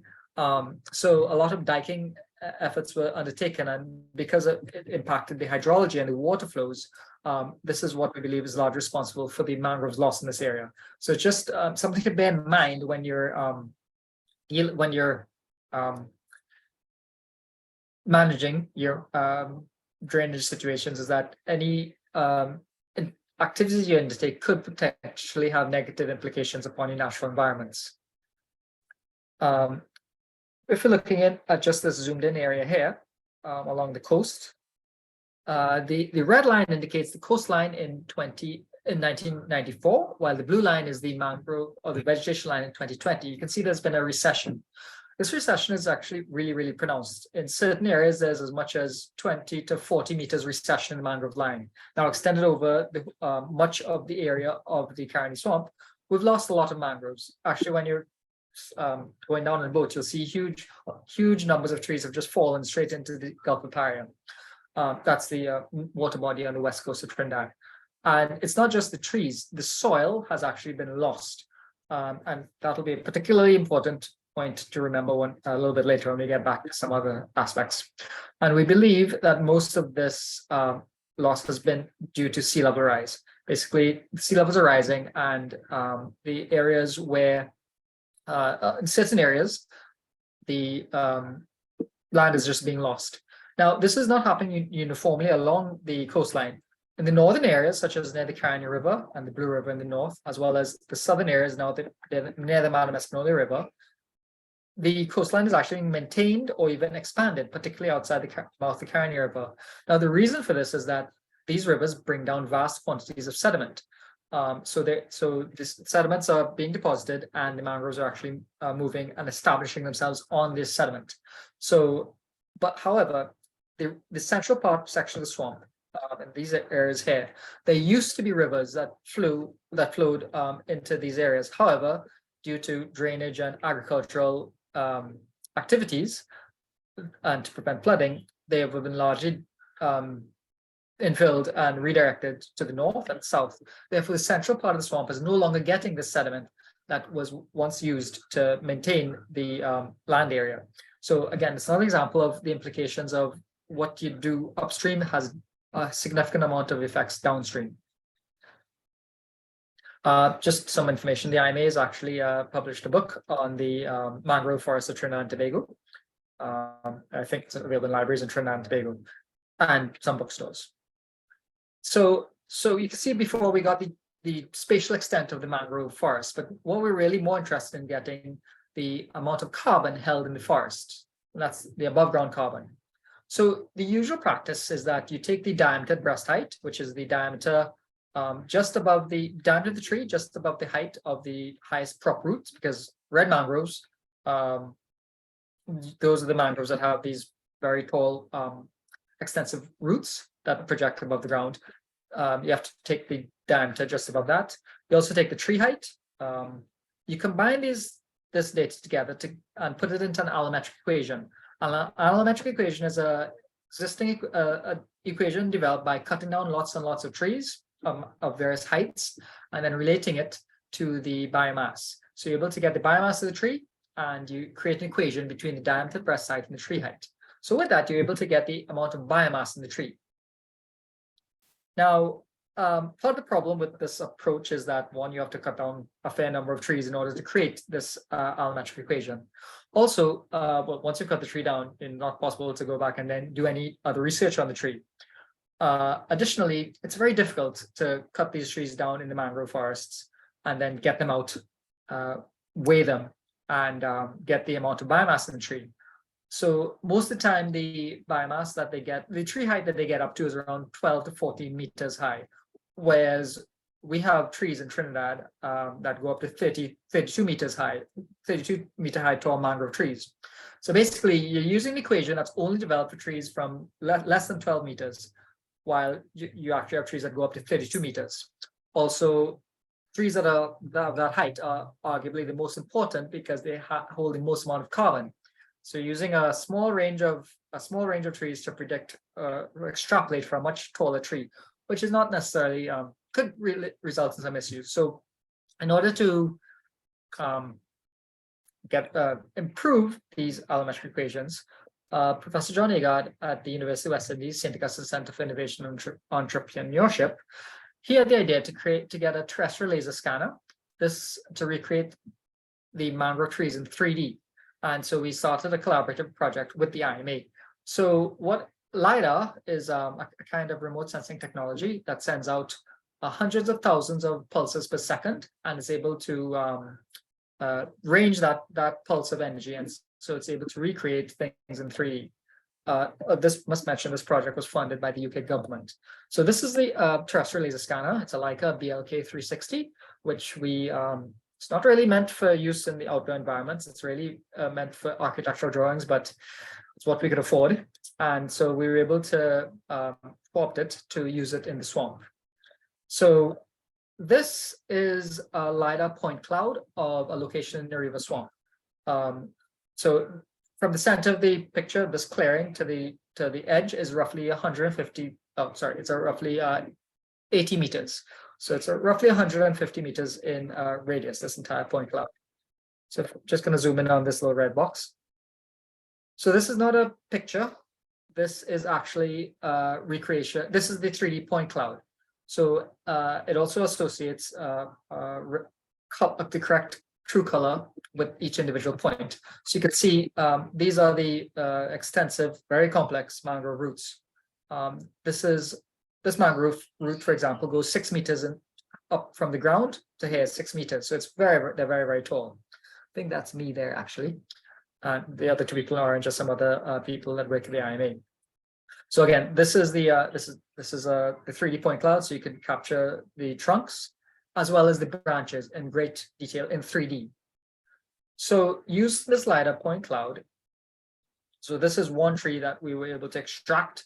So then so this point cloud includes both the woody parts of the tree, which actually hold the carbon, and the leaves. We need to separate out those two because we're only really interested in the woody parts.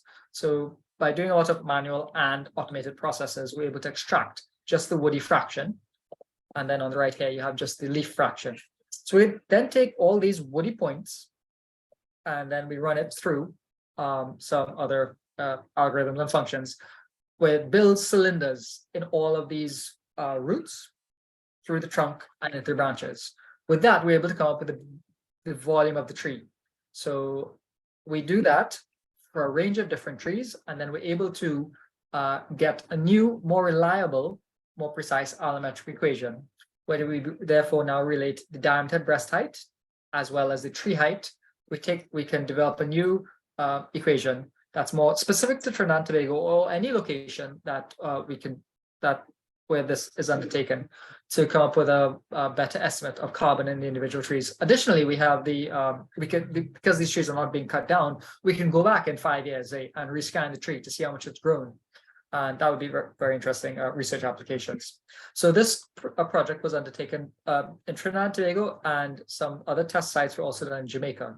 There's a plan to do it up and down more islands that are involved in an IDB-funded carbon mangrove restoration projects in the Caribbean.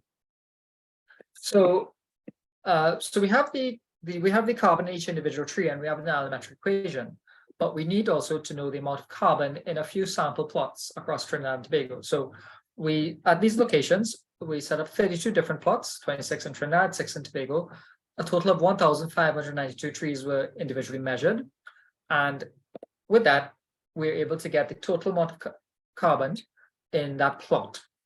Now, in 2014, the government of Trinidad and Tobago flew a LiDAR survey. So we talked about LiDAR earlier with regards to the little black terrestrial laser scanner that we use to scan the trees. But this is a slightly different system. It's an airborne LiDAR system. So you mount the instrument in the plane and you fly over the whole country. So again, shooting out pulses at hundreds of thousands of times per second. And that gets the ground as well as the top of the tree and a lot of other information. But basically what we're interested in here is the tree heights. So from this, we're able to get spatially distributed tree heights. So the red areas are generally taller trees, yellow is intermediate, and blue is low. So the red area, the highest red area we have in Caroni Swamp here goes up to 29.818 meters in height. And this is just the mangrove areas.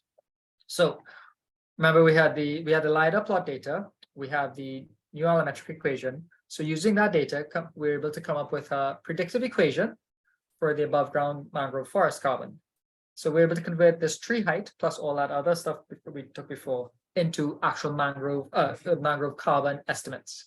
So this is the mangrove carbon estimates in tons per 100 by 100 per 100 square meters. So we did a little bit other work, and we actually, so this illustrates the mangrove carbon in Trinidad and Tobago, but we also used a regional equation to come up, we got about 809,000 tons of carbon in the mangrove forests of Trinidad and Tobago. We also did an estimate using regional equation of the total amount of carbon in Trinidad and Tobago regular forest, terrestrial forest. Of course, there's a lot more because there's a lot more terrestrial forests in Trinidad and Tobago, a lot more forest than there's mangrove forests. So it's about 25 million tons. However, per capita, mangrove forest above ground carbon, there's more mangrove forest above ground carbon per capita than there is in the regular terrestrial forests. So mangrove forests hold 112 tons per hectare, while terrestrial forests hold only 77 tons per hectare. So it demonstrates that mangrove forests, it's a pretty well established fact, but it demonstrates that mangrove forests hold more carbon per hectare than regular terrestrial forests. So it adds to the importance that they should be conserved. So that was the carbon in the held in the trees. Then we started looking at soil carbon. Mangrove soils are exceptionally high in carbon content because when mangrove trees die, they deposit, all of the material gets deposited right into the soil. It doesn't really get washed away. All the roots hold the soil in place. Also, the very fine sands, fine silts and clays very much act to lock the carbon into the roots. This is just a graph from Carbon and Donato that demonstrates that mangrove forests hold most amount of carbon stock in tons per hectare, but the vast majority of it is held in the below ground fraction, which is or the soil fraction, which is this black part of the bar. So We launched a regional project which involves Trinidad and Tobago, Suriname, and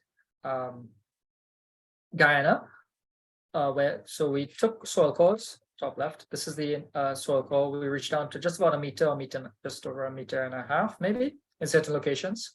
So samples are taken and they're analyzed at the UWI St. Augustine Department of Life Sciences and the Marine Biological Laboratories in Massachusetts in the US. So the samples were only sent up like a few days ago for the soil carbon. So they are going to be analyzed soon. So we should have the results soon.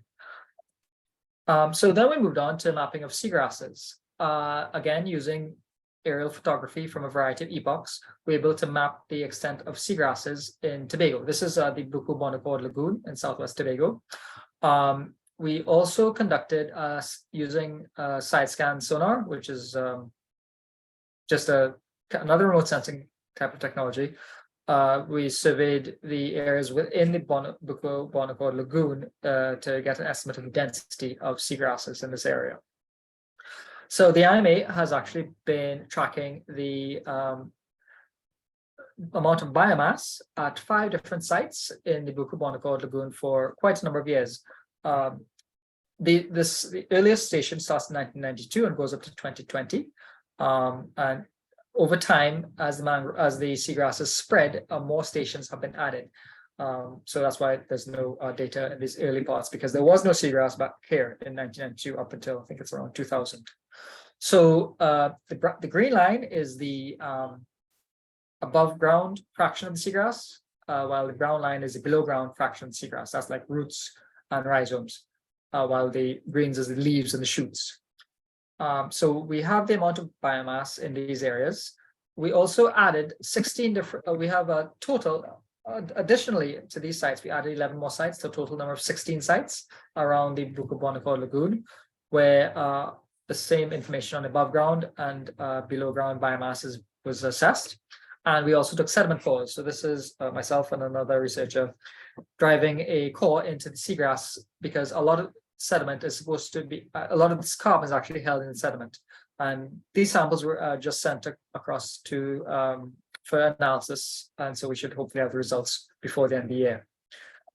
So what do we do with all this information that we have on carbon? So what is usually done is that carbon dioxide, carbon that's held in these various coastal ecosystems, mangroves and seagrasses, you can convert it into carbon dioxide total. And you can actually convert this into a monetary value. The UN Framework Climate Change Convention, UNFCCC, has a program called Reducing Emissions from Deforestation and Forest Degradation, or REDD+. If you have quantified your total amount of carbon held in your ecosystems to a sufficient degree, and it's reliable, as well as there are adequate policies and protection measures in place, you can actually receive funding through REDD+, where payments are made to the country to keep that carbon in place. In other words, you're locking your mangrove forests up and making sure they're not cleared, or the seagrasses are not being eroded or damaged because of boating activities or being smothered by sediment. So if you're able to adequately protect your particularly mangrove forests, you can potentially receive funding through the REDD+ system or REDD+ program to the country. Mangroves have only relatively recently been added. Seagrasses are not yet in the program, but mangroves are. They were added in 2017. Forests are already very much in the REDD+ program. As an example, Guyana received something on the order of 270 million euros from the government of Norway for their forest protection through the REDD+ program. And so now the mangroves have been added, and mangroves are a much higher carbon stock than forests in both the above ground and soil carbon. There's the potential to earn a fair amount of financing for the country through these programs. So that's just a brief overview of some of the carbon aspects that the IMA, as well as the University of West Indies, have been undertaking. I'd just like to thank the IMA team, as well as the University of Anton de Com in Suriname, Nariri from Guyana, as well as the Guyana Forestry Commission and the UK government, who funded many of these projects. So if there are any other questions or comments. Thank you so much, Hamish. Oh my gosh, I feel like with all the presenters today, I learned so much, and it's so interesting seeing the work being done. And I see Alexander is saying this is great and interesting project. Didn't even know this was taking place. I need to open it to see more. If there are any ways to get involved, he's interested. So I guess you could share ways that we could get involved in the work that's going on. Well, the greatest ways that I think by increasing just by moving into the whole environmental area, it's a good area, because this is pretty new. There's not a lot of capacity in the region to do this kind of work. Often, what a similar situation to what Sarah was saying with regards to funding sources as well as expertise. With regards to expertise, initially, often it's done, some foreign contract is given, and consultants from abroad come down and do the work. It's much better when you have people in the region who have a very much more vested interest in the region, as well as have a great understanding of some of the issues and problems, challenges, but also possible solutions that could be possible. So moving into this area academically, as well as just trying to get the information out about why we should be protecting these ecosystems more. Because part of the reason we have to convert this into dollars and cents is that the policymakers and decision makers appreciate things more in dollars and cents, unfortunately.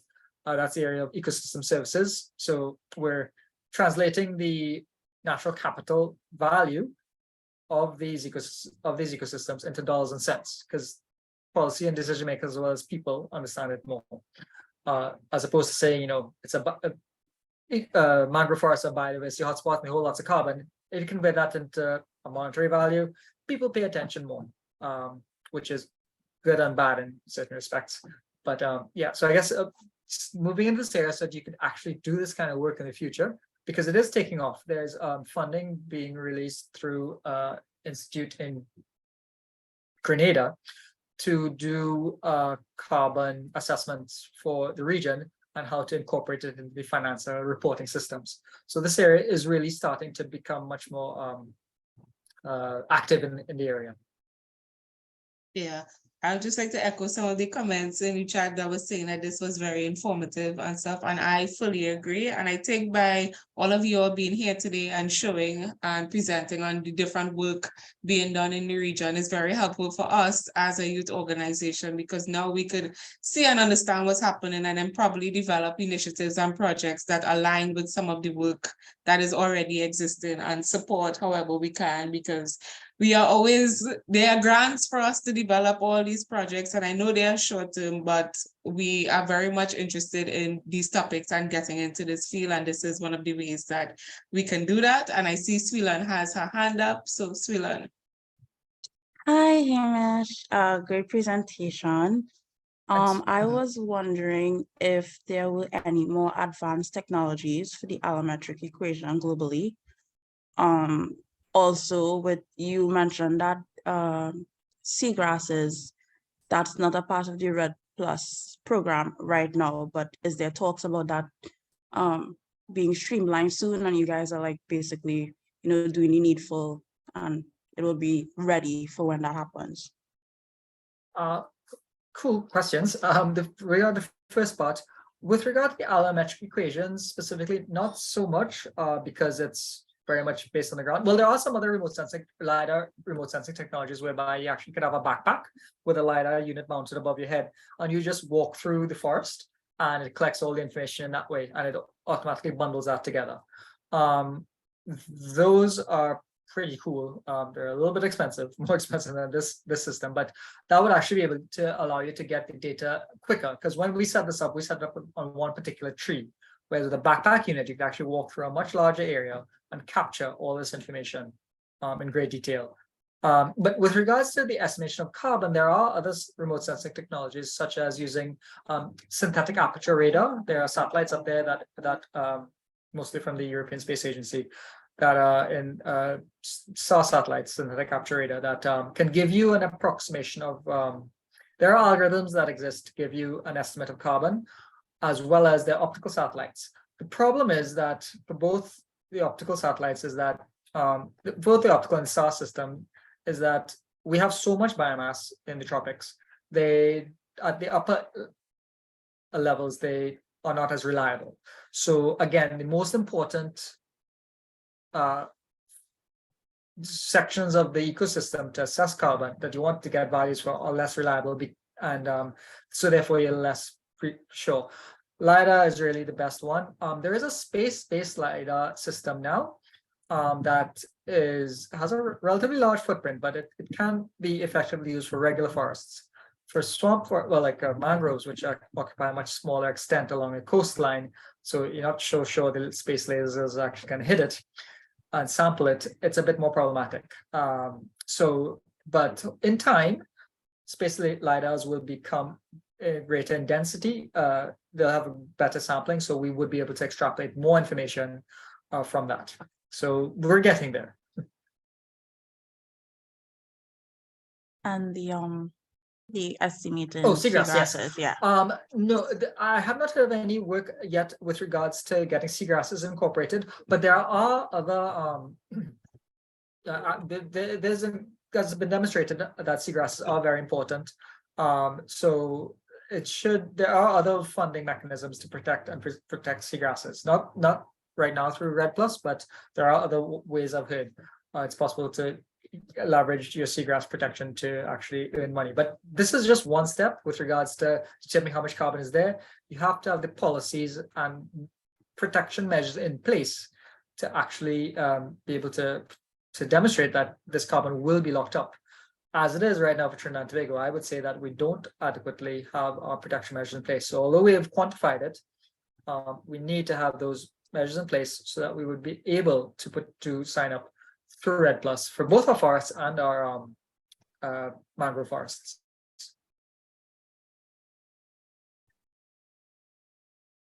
All right, I see Sulan commented, awesome, thank you, informative as always. So does anyone have any more questions before we go? We have like about 5 more minutes. So now is the time.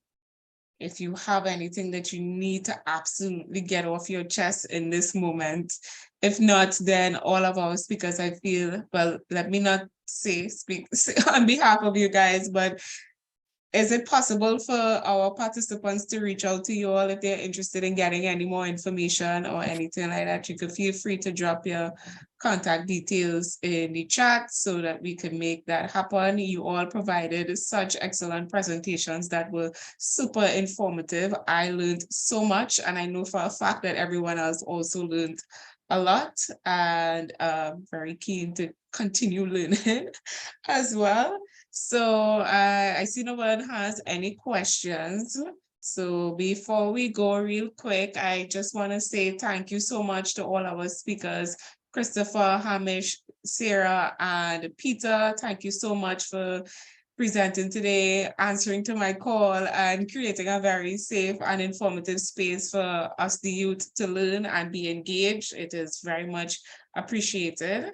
And tomorrow's session starts at same time, 1 p.m. We would have Jeffrey Burners, founder of the Caribbean Cetacean. Oh, I see a hand up. Go ahead.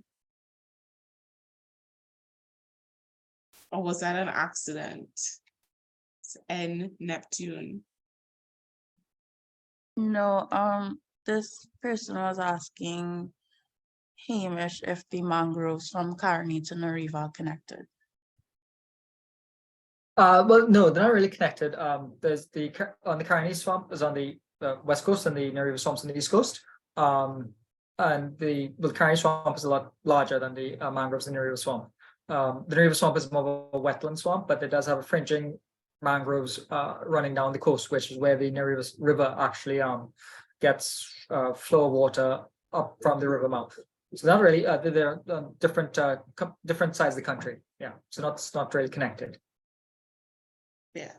Yeah. Okay, I see there's a question about attendance. So to answer that real quick, we starting the attendance from today because yesterday, those of you who were present, everything went crazy. So we decided to start that from today, and be sure if you know anyone that has registered, make sure and reach out to them.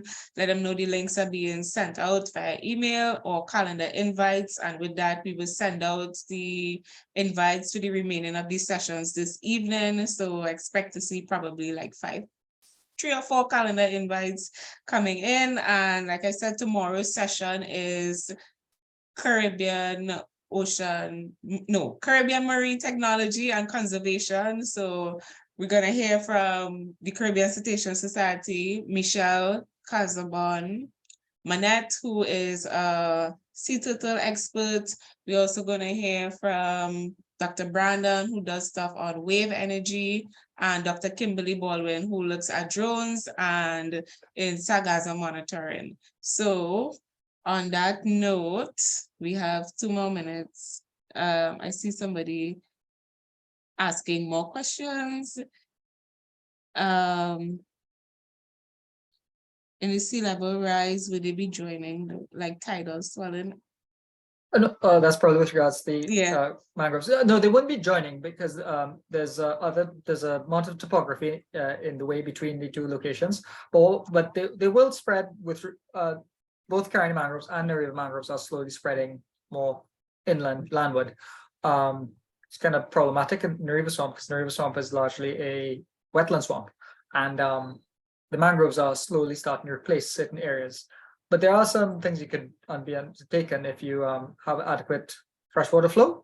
You could hold the mangroves at bay so that the freshwater marsh ecosystems do not get replaced, which is what happened in Caroni Swamp. Caroni Swamp used to have a good amount of freshwater marsh habitats, but they've been completely taken over by the mangroves. So again, you need to find a human, and that was largely due to human activities and intervention. So yeah, what we do has a great impact on these ecosystems. Yeah. And on that note, we are to the hour. It is 3 p.m. and this is the second time we're doing this workshop. And the first time we had it, one of the biggest comments we got was that we were very punctual, right? So I would like to thank you all for joining so much. Once again, to the speakers, absolutely amazing presentations. Thank you all so much. I will reach out to you all via email. So of course, thank you once again, and provide follow-up details, and all the presentations will be made available for you all to access. And I will see you guys back here tomorrow for day 3 of amazing content again, as always. And I'm so glad that you all are enjoying it so far. Thank you for another interesting session. Looking forward to tomorrow. Wonderful. A lot of great remarks. So I will see you all tomorrow, and bye everyone. And thank you so much for joining us. Right. Thanks, very Khadija. much. Right. Thanks, Bye. everyone. Bye. Take care. Thanks, everyone. Bye.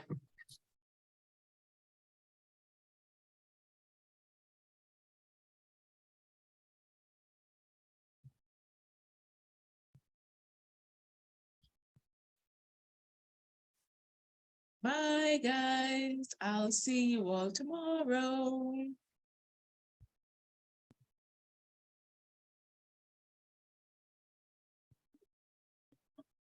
To stop the recording.